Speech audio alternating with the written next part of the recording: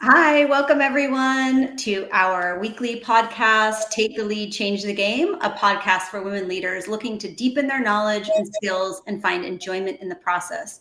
We're powered by Safra Leadership. Safra Leadership is a cohort-based coaching experience designed to fuel courage and ignite impact among women professionals. I'm Mindy Galati, and this is Lindsay Gray, and we have a special guest in just a minute.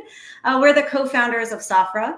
Together, we bring a blend of leadership coaching, strategy, and lived experience to help women navigate challenges, seize opportunities, and lead with confidence. And I'm going to turn it over to Lindsay to introduce our special guest this week. Yay. Hey, everyone. So you may notice we have a special guest this week. This is our first ever guest on the podcast.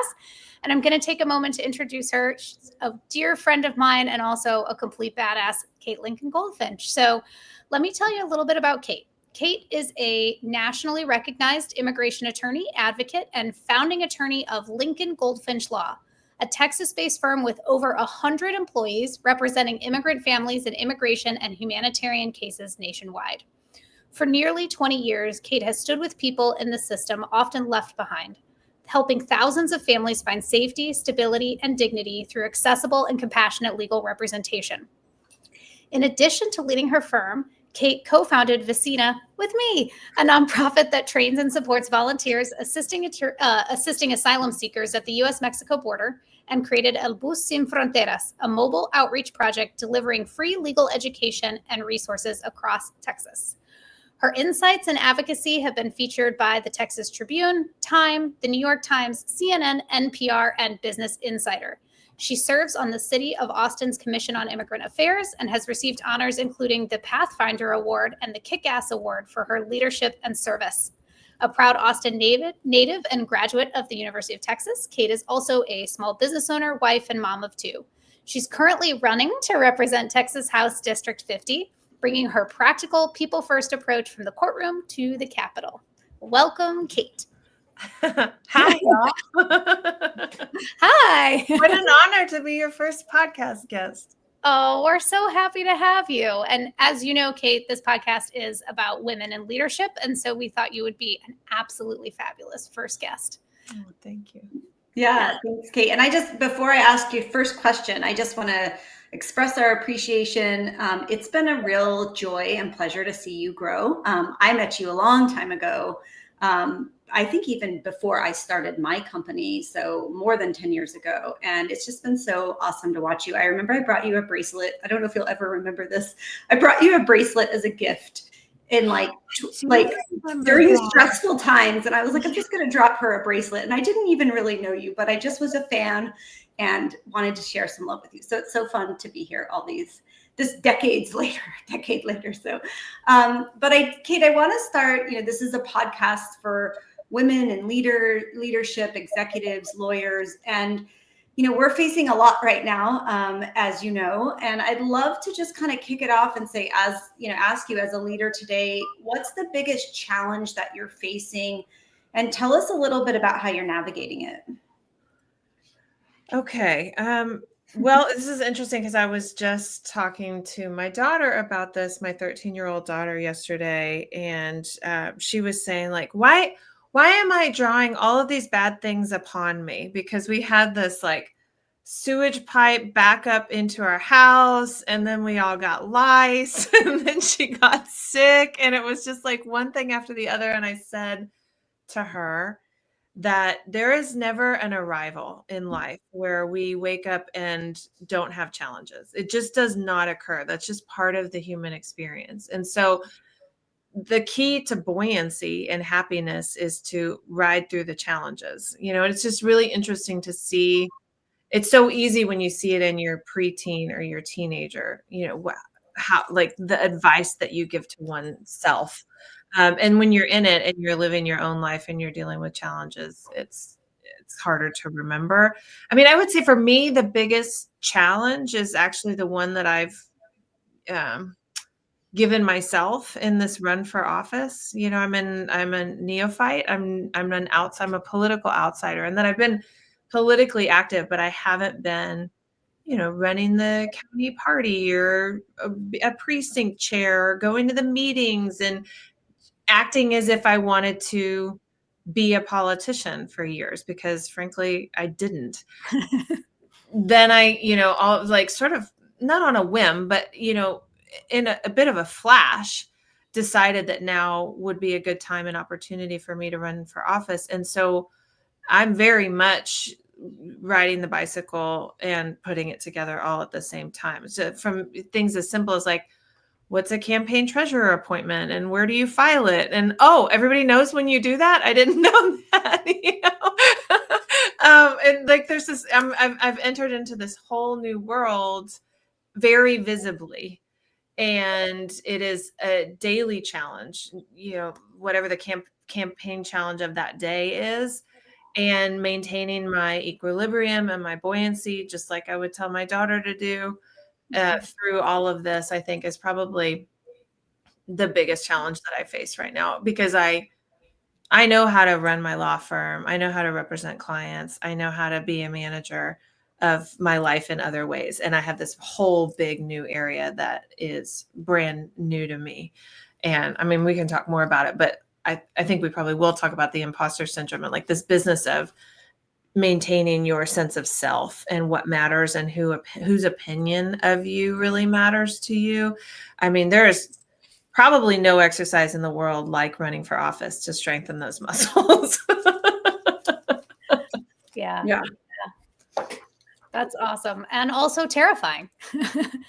Yeah, it can be. It hasn't been for me yet. I mean, well, that's not true. That's not true. There have been moments when I'm like, what am I even doing? Like, why am I even doing this? My life was good before this. What is happening? But I'm not I'm not going through the whole process feeling scared, which is actually kind of surprising because it's a pretty big and scary process. Yeah. You put your whole self on display Mm-hmm. for criticism, essentially. I was just thinking when you were talking about building the plane while you're flying it or building the bike while you're riding it, it reminds me a lot of when we co-founded Vicina, and we would start projects and be like, I don't know. And then we just figured it out. But it's different than running for office, because running for office, it's all so public. Yeah. It's very public. And I can imagine that that's intimidating, but also that you're super well positioned to do it. Well, I don't know about that, but I mean, the point of becoming a politician, I mean, the point is to make a difference. But what occurs is that you invite scrutiny upon yourself as a person. And, I've invited a lot of scrutiny upon my cause for immigration. And I do, debates on conservative media, and I get hate messages every day on social media. But and I think that has definitely built up a thicker skin within me, but it's very different when you receive all of that on behalf of your cause versus you become the product when you're a politician, and it is me as a person, like literally how I speak, what I stand for, my core values as a person, even what I look like, all of that is on the table for discussion. And it hasn't happened yet, but let's say there's an attack ad against me. The response that I'm going to have is, well, I mean, this is what happens. Like, this is what you invite upon yourself when you do this. And that is a wildness. And, I really do think that I have a newfound respect and appreciation for particularly the women who have done, these big splashy races. Of course, the president, like when you think about like Hillary or Kamala and what they had to go through and develop to do that is so respectable. Yeah.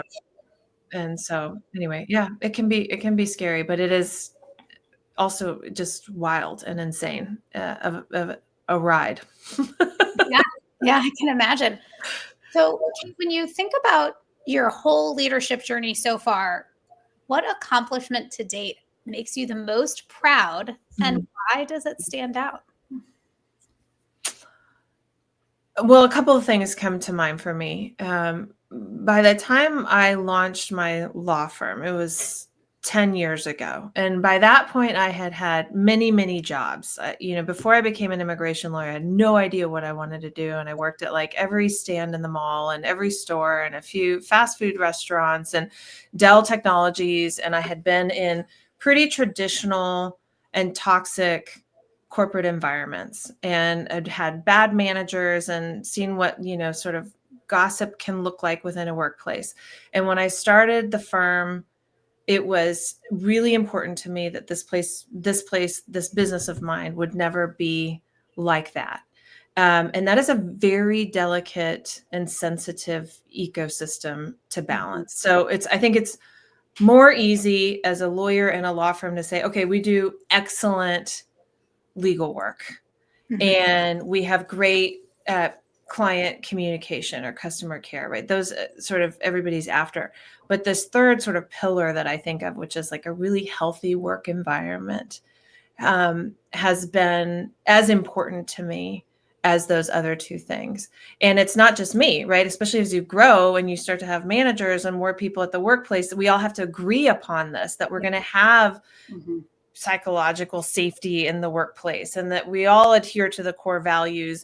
And it is not something that you can just say you want and then create. You have to actually like really live this thing and read all the books and do all the therapy and in earnest do your own personal development that allows you to create an environment that invites other people who are also after that type of environment. And then as a whole, you create this ecosystem that actually is positive and safe. And through the 10 years and the growth of the firm, we've had periods of time where it has faltered. Maybe I made a bad hire and that person created a negative team, at the firm, and you have to go through and figure that out and resolve it and deal with the feelings. And so I'm certainly don't mean to give the impression that it's been all sunshine and rainbows the whole way through. It's hard work and sometimes I get it wrong. And so when I have a good culture within my company, I don't take it for granted whatsoever. And so I'm very proud of that. I'm very proud of the team and the culture and the environment that we have. And the other thing that comes to mind for me is the bus project that you mentioned in my intro, Lindsay. Like that has been one of the most fun projects, community engagement projects. And it was, after the election, we bought a bus and renovated it. And that's a whole journey, renovating a school bus, but then getting that bus out into the communities and developing the safety planning packet and the Know Your Rights materials and hiring a team that does only community engagement at the law firm. We have people who are dedicated completely to that. And then the more we do, the more we get asked to do. So now we're at the point where the city of Austin is inviting us to their fairs and school districts invite us to come out. And there are these big events and the bus shows up and we have like a bubble machine and popsicles and cumbia music. And, we're trying to make this whole business of knowing one's rights fun in a time when, it's dark times for this community. And we're trying to bring these resources to people in a way that is fun. And the way that has been received in the community has been very gratifying. And the way that the team, within the firm, I think everybody's just so proud of what we as a firm do with our community outreach. And so it's just been a real joy to have that project. I love that. And Kate, I want to highlight something you said, because, a lot of what my firm does is work with law firms to build good, thriving cultures. And I mean, like you said, it's an ongoing effort, but it takes that intentional leadership. And the firms that get it right are the firms that say, we want excellent client service, we want the legal expertise, and we want a place that people work at, that it's healthy, it's allows for this innovation like a bus, right? In stifling environments, you don't get that. And so I have to applaud you, because I work with lots of firms that were not designed that way, but are doing their best to get there. And it takes that intention. So I love that. I want to ask you a little bit, obviously, we are in an uncertain time, and a lot of what Lindsay and I have talked about and what we do outside of this podcast is, talking to people about how to lead effectively through uncertainty, crisis, and stress. So you've obviously been guiding teams through incredibly complex times in immigration law. What have been your key lessons or go-to strategies for kind of handling uncertainty, crisis, and the stress? I've had so many opportunities. Daily. I'm learning every day. Like, that's literally my whole life. I mean, taking apart like away even just the immigration stuff, I'm thinking about when COVID hit, and I thought the world was falling apart. And at the time, I had 13 people crammed into this tiny little office. And I attended this series of events led by a coaching program that I belong to called How to Manage a Small Law Firm. And it wasn't even like the nuts and bolts of how do we pivot as law firms, because everybody's different. Everybody responded differently, but it was all about the mindset of the people running the firm. And are you going to be the business owner who's scared and reads a headline and lays a bunch of people off and destroys everything that you've built? Or are you going to be the person that's going to pull all your people into a meeting and say, I don't know exactly how this is going to go or what our solution is going to be, but I'm going to do my damnedest to keep us all here and employed and thriving through this. And so will you partner with me in thinking creatively about how to do this? Like, number one, what's the comms? How are we going to respond? And I just grabbed onto that series of webinars. I mean, it was like when I 5 years ago, I stopped drinking alcohol and I did this detox program with it was called Sober Sis. And they had this series of emails that went out. And I remember clinging to each email because it was that email spoke to where my mind was in that moment. It was like, are you ever going to be fun at parties anymore? Was the headline of one of the emails. And I was like, oh yeah, I need to read that email. It was like that, but for the business. Like each webinar spoke to what I was afraid about in that moment. Am I going to have to lay people off? Where am I going to find the clients? Can I do an immigration law firm virtually? Similarly, when the winter storm happened, I recall vividly being in my bedroom, wrapped up in all of these, layers of clothing on a similar webinar about how am I going to get us through this if the power grid goes down. So I guess the lesson from both of those events and incidents is protecting our mindset and understanding that when we are leading something, how we emotionally react and respond to scary stuff sets the tone for everybody else. And so we don't have the luxury. That's part of leadership. You don't have the luxury of just falling apart and go climbing in a hole. That we don't do that. So you have to figure out, how am I going to be resilient and how am I going to respond and lead people through this? And then, I mean, when you bring in what I do and immigration law and during a Trump presidency, there's a couple of things. I mean, one thing that can come from hardship and our clients and, the family members of our team members being under attack is that we gel, we come together, we solidify. This is a mission-oriented group of people, and we are in battle mode together. And so there's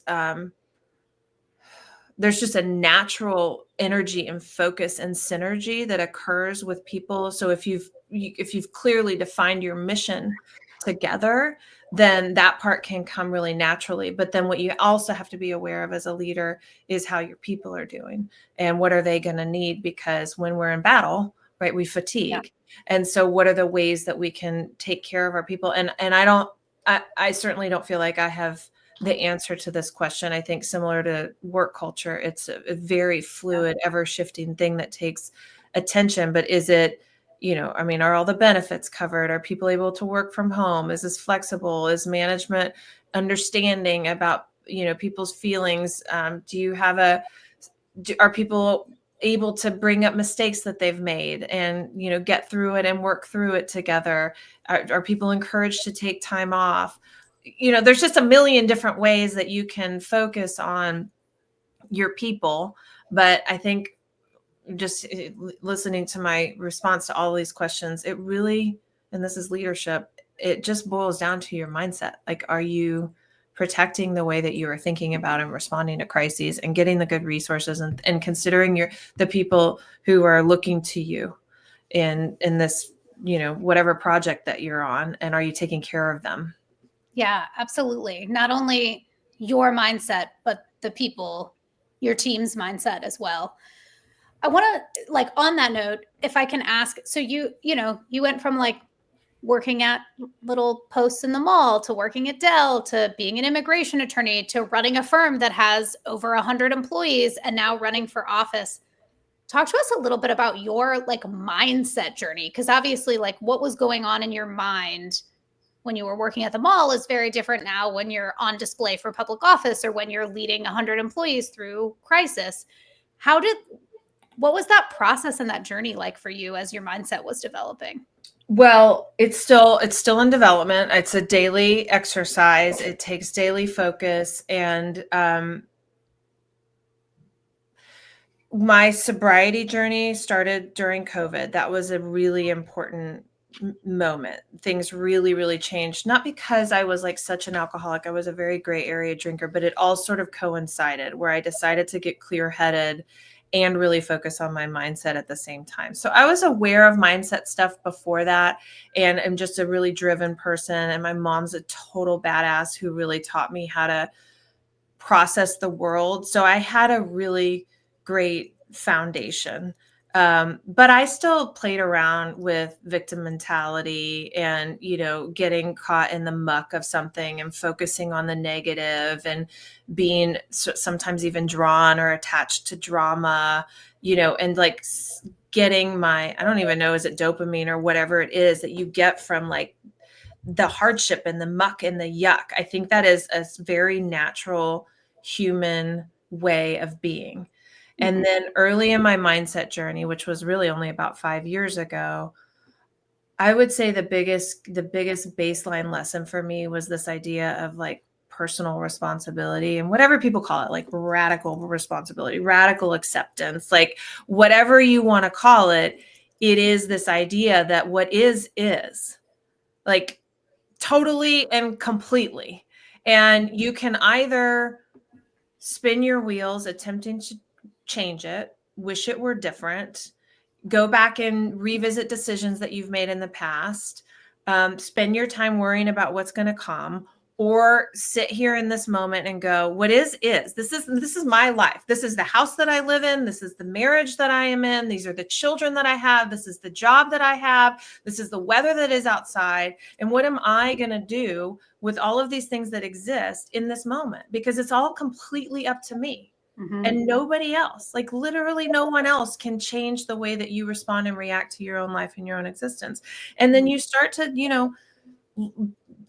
live that way. And then you'll just notice, like things just start to get a little bit better. And maybe your experience or the reality of your life is very similar, even a month into starting to think this way, but the way you think and feel about it is so different. And I think that the jump from somebody else is in charge of my existence to I'm in charge of my own existence is a very terrifying one, because in a way it feels more empowering to not have control, because then somebody else is in control, and like, what are you going to do about it? Yeah. But when you make that jump to like, I'm actually in control of all of this, because my response is what it boils down to. Like, that is actually so much more empowering as a way to live your life. But it is a terrifying jump to make that leap. Yeah. And I think it's terrifying because you're holding yourself totally accountable. Yeah. And you can't say, well, this person's causing me all this, or my parents or my spouse or my, the environment. It's like, I love that, because that's a journey that I have been on, and I think we all continue to be on, is that acceptance. And then I'm the only person who controls my thoughts, and my thoughts then control how my whole body feels. And so I love that. And I also think this ties in, you said at the beginning that you told your daughter there is no arrival. Like, that is so important, because I think a lot of people live in, well, when this happens, then everything will be fine. And this is never the case, because the goal, you could get that thing, but something else will pop up. And so I often actually tell my kids the same thing. It's like, you have to be content and love where you are now, because it's not about getting somewhere, or once you get there, you'll find you're not complete and everything isn't great. And then it's such a letdown. So, and then you wasted all this time. Exactly. Where you could have been happy. Yeah. Where you could have been happy. Yeah. So we have a couple more questions quickly. I don't want to take up your time, because you are a busy lady, and we want you to get out there on the campaign trail. But I wonder with you, and I will, like, full disclosure, and we're actually going to dive into this next week, this topic of imposter syndrome. So I'm an advocate that imposter syndrome is really not, it shouldn't be called that. We'll put that aside till next week. But have you ever struggled with imposter syndrome, or this feeling that you're, not supposed to be there? Give us an example. How did you move through it? Interested to hear your take on this. I mean, I think I feel this way every day, in some level. And it might be, it's usually when I'm doing something that makes me feel a little bit nervous. It's either, I'm doing some sort of presentation, definitely anything campaign related. I'm doing some media interview. I'm disciplining, someone, or doing, like, constructive feedback. That's a hard thing for me. And so there is definitely, I agree with you, Mindy. Like, for me, I don't think of it as imposter syndrome, but there's definitely something for me every day in which I feel out of my element. Mm-hmm. And I wish that I were more expert at it. And I'm certain that there are people out there in the world who would be better at it than I am. But I'm the one doing it, I mean, so it's like, and I think there's definitely, like, once you do enough stretching, mm-hmm. you get familiar with what it feels like to stretch. And then that becomes a new norm. Mm-hmm. And I think I'm definitely in that place in my life right now. I mean, maybe someday in retirement, I'll be able to, like, relax, but for right now, like, I'm stretching. Let's put a relaxing vacation on our schedule in 20 years. Yeah, exactly. In 20 years. Like, call me. Well, Lindsay and I and you could go somewhere in 20 years when we could relax. So, oh my gosh, that's going to be hilarious. I think we've had this conversation of, like, what are we going to do with ourselves when we're yeah. Are we going to plan parties? Are we going to, like, hand make invitations? I hope so. Yeah. We'll be the three of us are going to be busy till we die. But we love it. So, that's why, Yeah. Always. I'm trying to think if I have, like, tips for people. I said this on it was mamas. It was a panel that I was moderating on leadership. And I love it. I just love it when women get together and we're honest with each other about our struggles, because each of the women on this panel were amazing leaders in their own right. And we talked about when you feel nervous, and, like, when you're giving the closing argument, before a jury or a presentation. And we talked about, like, the ways that we, don't sleep the night before, or feel like we're going to throw up right before the thing happens, or, like, your hands shake. I mean, for me, it's my body betrayal. I think of it as, like, I lose my breath right before, if I'm supposed to start speaking. And it's the worst, because you're speaking and you literally can't breathe. And so there's no way to just push past it. You have to stop and take a breath. That's one thing that happens to me. Sometimes my mind goes blank right in the middle of speaking. If I'm in a high stress situation, I've had that happen to me on live TV before, and so I think there are some medical tools, obviously everybody's going to talk about meditation and breath work and grounding your feet and preparing and taking some deep breaths. There's things like beta blockers, which are actual, it's medicine that you can take that keeps your heart rate calm if you're doing something that makes you nervous. Mm-hmm. And I think that one of the best ways to disarm nerves or things like that is to just be honest about it, and it's not right in every environment, but I'm thinking about one of the women who was on that panel, and she said in this room, she's like, I was nervous about this thing. I'm nervous right now. Yeah. And there's just something that's like so inviting about that. So I think that's the other part of it, is not feeling like it's shameful to be nervous or feel like you're a little bit out of your depth in a thing, and just, whatever the situation is, navigating it and expressing it, and just being, there's strength and vulnerability. And I love that I love it when women do that. I think we should do more of that. Yeah, absolutely. So you've given us a lot of really great advice and talked a lot about your.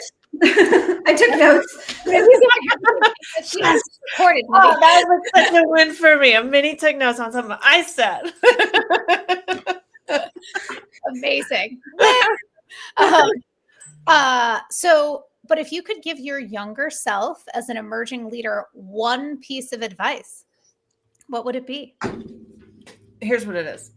I think as women, we are aware that there is this arc of womanhood where when we're in our 20s, we don't really even know really who we are, what's happening. And when we're in our 30s, we're starting to become more expert, but we're people pleasers, and we're kind of scared to speak up for ourselves. And then when we're in our 40s, sometimes coincides with perimenopause, and that's just like giving less shits. Can I say that? Like of what people think.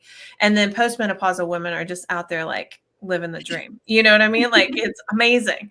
And as young women, I think that we think that like we don't earn that way of being until later in life. Like we just have to slog through decades of uncertainty and insecurity in order to become one of those women who is like dresses how she wants and says what she wants and is just a total badass. And it's like, you don't get to do that until you have silver hair, but that's not actually true. We can do that at a younger age. And so I think not waiting until some societal whatever gives you permission to be who you are and to take what is yours and to be bold and be brave and make mistakes and fall down, and like totally dust yourself off without spending like this business of, oh my God, I said something stupid at the meeting and I'm going to ruminate about it for a day. Like we don't actually have to do that. You can just move on. It happened. And you can even do that when you're a young woman. And so I think borrowing a little bit of that wisdom from our elders earlier in life and not waiting is in order for the younger women. I love that. Well, thanks so much for coming on the pod, for being our first guest. We're so honored to have you, and we wish you the best of luck on the campaign trail. Go Thank fight. you. Awesome. Bye, everybody. Have a good day. Take care. Bye.